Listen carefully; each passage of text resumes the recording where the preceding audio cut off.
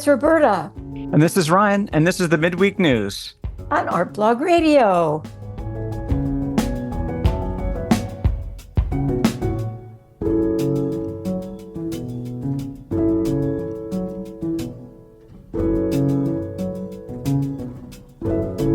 I guess we should talk about what went out this morning. Okay.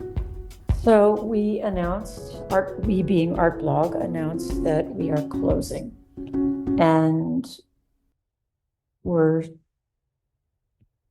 having a celebration to celebrate our 21 years plus of doing service in the community. And that's October 23rd. And we'd like you to save that date and be there. If you've been touched by Artblog in any way, you've been interviewed by us, you've written for us, you've been at our events, our auctions, whatever. If we've touched you in some way, we'd love you to come to the party and celebrate with us the wonderful community in Philadelphia. That sounds great. How are you feeling this morning, Ryan? I'm feeling fine. Yeah, I'm feeling fine. How are you? All right. I'm tired from the trip to New York. We took a trip to New York Monday, Tuesday, Wednesday. And Right. That's always, it's never a vacation when you go to a city. It's Yeah. You can call it a vacation, but it's exhausting. It's like a race from start to finish. You're up and down, back and forth, in and out, up steps, down steps. It's a rigorous workout going to museums and whatnot, but we had a good time. We saw the Jack Whitten exhibit at MoMA, which is a fine, really good retrospective of all of his work. Wonderful stuff. We went to, where else did we go? I went down to some galleries. Hauser and Wirth had a William Kentridg show, which was wonderful. Kentridg, the South African artist who's known for his amazing charcoal drawings, which are animated into videos. And this exhibit was called My Life as a Teapot or something like that, or coffee pot. So it was a fanciful video that we saw that involved some of the charcoal drawings that were animated of coffee pots turning into people, turning back into coffee pots, that sort of thing. And we went to the Neue Museum, or Neue Gallery, which is on 86th and 5th Avenue, I guess it is.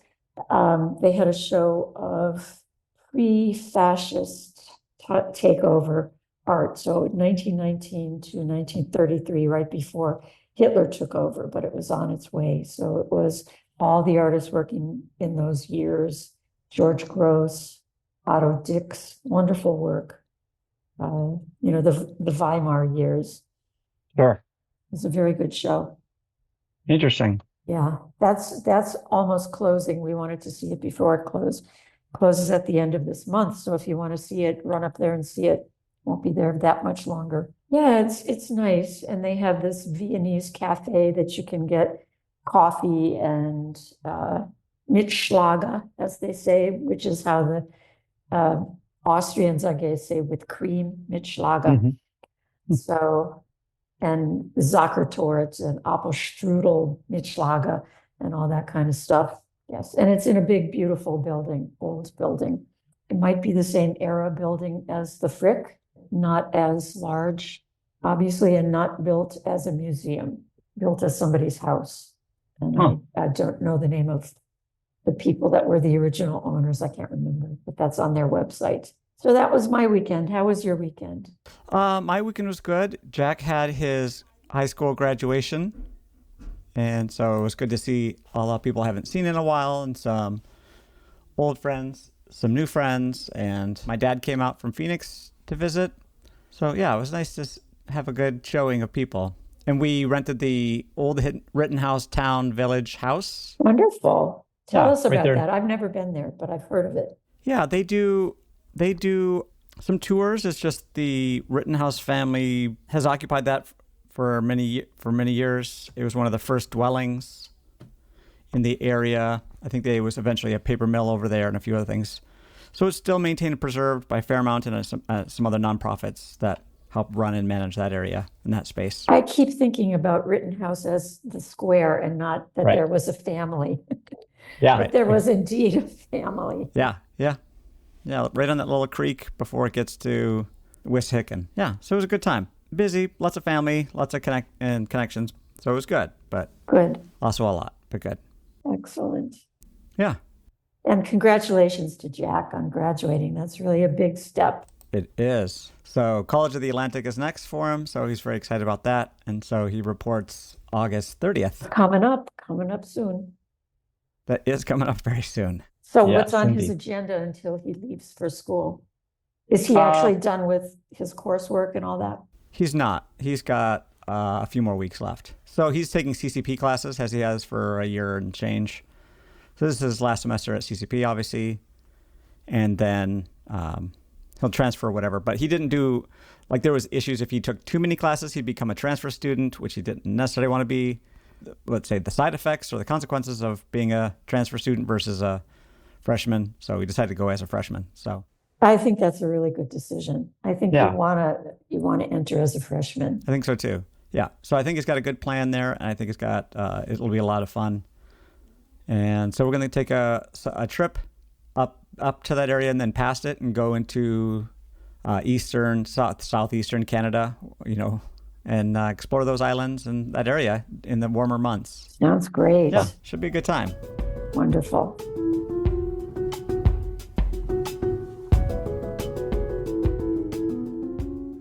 I don't have much in the way of news today, but I have a couple of things. Shall I just have at it? Have at it. Yeah, that sounds great. First off, University of the Arts faculty printmakers are having a group exhibit.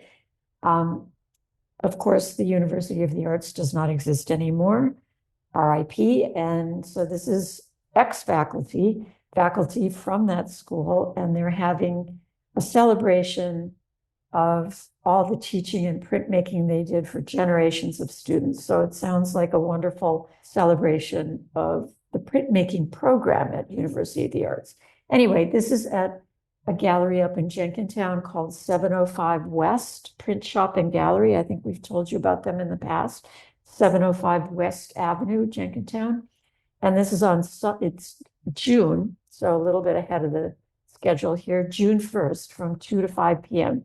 I think that would be great place to go and see all those people. If you're a former University of the Arts faculty member, even not in the print department, or a student, just check it out and go be with your community. Secondly, Woodmere is now announcing the opening of its new building, the Francis M. McGuire Hall, and they're having a public celebration weekend. And this is really for the save the date ahead on your schedule. November 1st to November 2nd is their opening celebration weekend. They'll have family events and tours, gallery talks, lectures, panel discussions, studio art classes, film, and music. This is next door, I believe, to the Woodmere Art Museum. It's 9201, or maybe it's a block away, 9201 Germantown Avenue. That's where the Charles Knox Smith Hall is, which would be the original Woodmere. And the Francis M. McGuire Hall is 9001, a couple blocks away, I guess. And both buildings will be open current hours. So that's to the public from Wednesday to Sunday, 10 a.m. to 5 p.m. And current admission is $10. Admission is always free on Sunday. And we'll put in a link to Woodmere so you can check out. I bet they have photographs on their website of the new building. And this is their education building. Good for them. Yes, and congratulations for them. And I know that there was some story recently in the newspaper about them being affected by the cuts in arts funding. Mm-hmm. They were expecting something from, I think, IMLS, the Museum and Library Services program, that got in a large amount, and it got paused or canceled. I forget what the terminology was, but Doged. it got doged. Yes, we hate that. We do.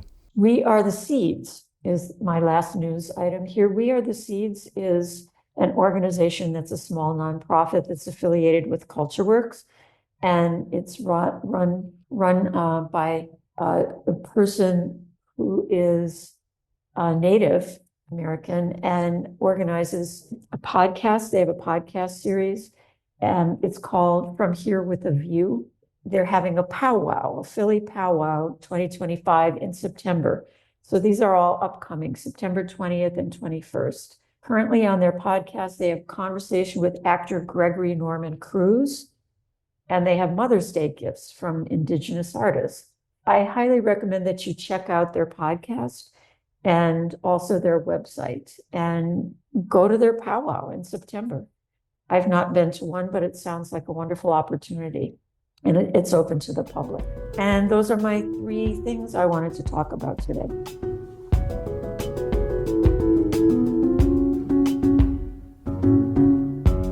So I have 3 plus a couple of honorable mentions I just wanted to throw out there. My honorable mentions are Rent is coming to Arden Theater. If you haven't seen Rent, and that's obviously the Broadway classic, is coming to Arden. They're going to do their production, which is, they've already extended and they've already sold out like the first month or near. So that seems to be very popular. Then I also wanted to mention Lady Hoofers. I know I've mentioned them a few times over the months and years. They have a show upcoming on May 10th. That's this Saturday at the Harold Prince Theater at the Annenberg Center, which is 3680 Walnut Street. So if you haven't seen them in action, they have a one-day event. They have 2 shows. I think they have a matinee, which maybe last time I checked it was almost sold out if it's not sold out now. And then the evening show probably has a few tickets left. But if you haven't seen them, that's a lot of fun. So those are my honorable mentions. There was quite a few this week, and not to mention it's second Thursday, so there's always things happening over in that neighborhood as well. Friends of Artblog and writers for Artblog are hosting a arts photography event on May 10th. It is Fotografia and Poesia, so it's photographs and poetry. Interactions of photography and poetry, May 10th at T&M Art Studio in the Green Line Workspace. That is happening from 2:30 p.m. till 5 p.m. Again, that's May 10th. Apparently a print that's 20 feet long, panoramic, so that should be an impressive view. Take a look at that. Again, that's going to be over in West 4218 Lancaster, Green Line Workspace. My theater pick of the week is Tea for Three, Lady Bird, Pat, and Betty. It's an Emmy Award-winning Elaine Brumka stars in a one-person show. And this is going to be a free show at the Free Library, the Parkway Central Library, downstairs in the auditorium on May 17th. So not this weekend, but the following. And that's at 3 p.m. to 4:30 p.m. And I really hope I can make that. It's kind of smack in the middle of the day, so it's always hard to navigate the kids' stuff. But that one looks like a lot of fun to see. I'd be curious what that turns out to be. What's the subject of Tea for Three? I mean, we all know the little ditty about tea for two and two for tea and all that, but... First ladies. Yeah, first ladies of the White House. So Lady Bird Johnson, Pat, and Betty Ford. And it's going to be a one-person show talking about those 3 women in particular. And I haven't seen it, but I heard it's interesting. So I'd be really curious to see that. Hopefully and it's just a one-time show. It's just May 17th at 3 p.m. It's a tough one to meet, but I'll try to get there. So free show at the library. Good for them putting on another great show. Do you need to reserve a seat? It's a big auditorium, so maybe you don't. It is. They do not have reservations. I see, as far as I could tell, there are no tickets. It is the library. They do encourage masking. Other than that, it didn't seem to be an Evite or a sign up or anything, but double check that too. Whatever links I have, I'll put them in there. Check the links for that. And then my last one is the wild card. This one is just this weird one that just showed up on Connect one day, and I thought it was the strangest thing I've heard in a while. And so I emailed the person who's doing this, and they're like, well, I'm going to keep it on the quiet, on the down low. I'm like, okay. But anyway, so I don't have a lot to say about this one, but it is called Young Mid Collectors Issue Number 1 Launch Party. So they're doing a magazine, and it's going to be a digital share. Apparently there's like a JPEG of it that's going to be scrollable. I don't know if it's going to be a PDF as well, but it's going to be at the Starbucks bathroom at 9th and South at 5 p.m. and it's going to run for like 5 minutes, something like that. So it's going to be an airdropped JPEG of some kind during this event. So the write-up is really wild. They encourage you not to make eye contact with the baristas and whatever. So anyway, it seemed pretty funny. It says complimentary hand sanitizer, which I think is really funny. Dress code is performance aware and quietly superior outfits. I mean, how do you not shout that out? So it's hilarious. I thought that one was really funny, so I had to mention it.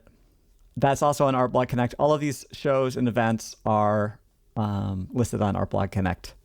So if you can't find it on the links, you'll find it on Artblog Connect. And those are my 3, plus my 2 honorable mentions, plus Second Thursday with all those openings. So that's a lot. Lots to do this week. Some coming up. Oh, the Mid Collectors is not until June 13th. So you still have a month for that. But I forgot to mention the date. Young Mid Collectors issue number 1, launch party, June 13th. 5 p.m. at the Starbucks bathroom. That's so strange. I love it. See you there, maybe. Or maybe not. Or maybe not. But it could be funny. I'll stand outside or I'll order a coffee or something. See. Okay, well, I don't have Good. very much else to say right now. I hope everybody has a good day. Thank you for listening. This is Roberta signing off. Bye-bye. And this is Ryan, and this has been Artblog's Midweek News. Thanks for listening, everybody, and we'll talk to you next week. Bye-bye.